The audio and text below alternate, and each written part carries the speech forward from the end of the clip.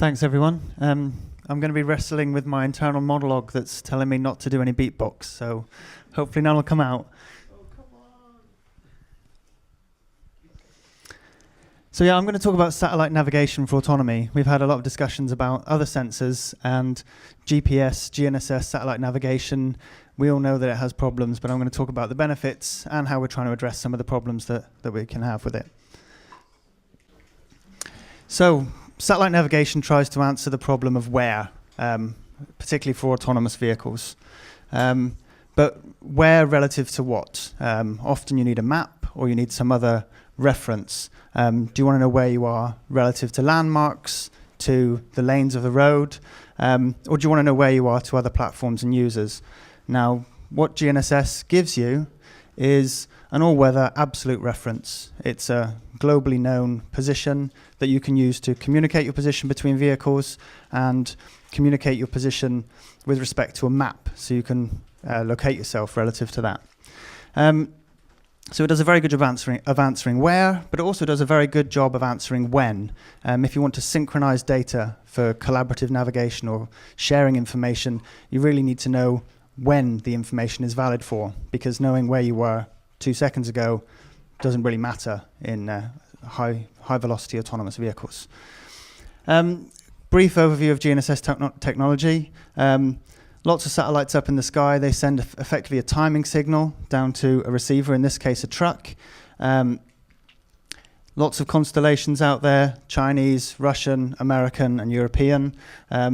Japan and India also have local systems that they have up and running.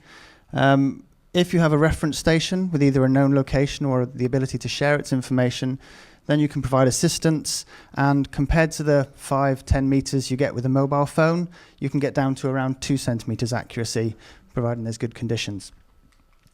So, challenges. I already mentioned good conditions.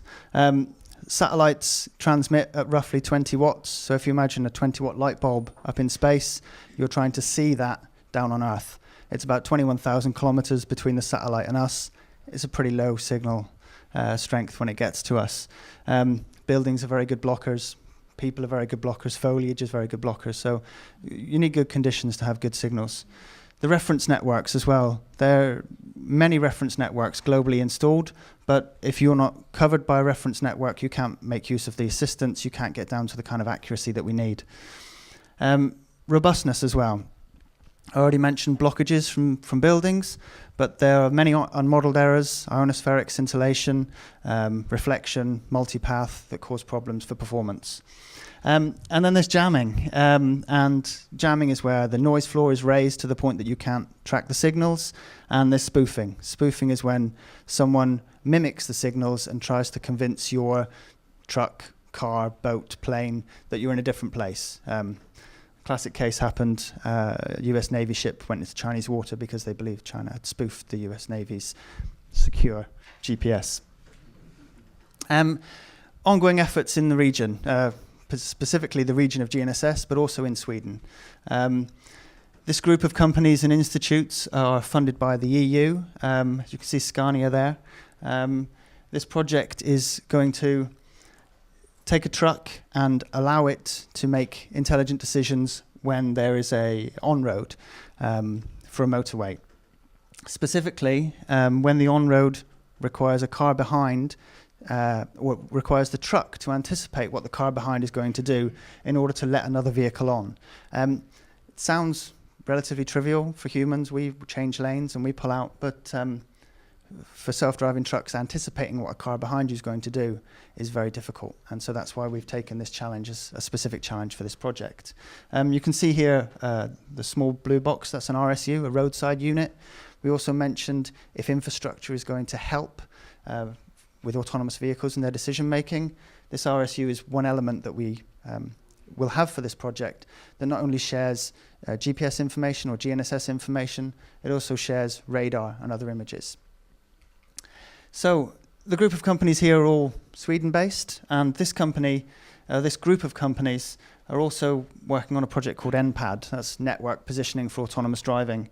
We have some other players, Ericsson, Volvo, you know, Lantmäteriet, the Ordnance Survey company here in Sweden, Einride, a small self-driving truck startup, And the purpose of this is to develop the network side, the required for high accuracy positioning.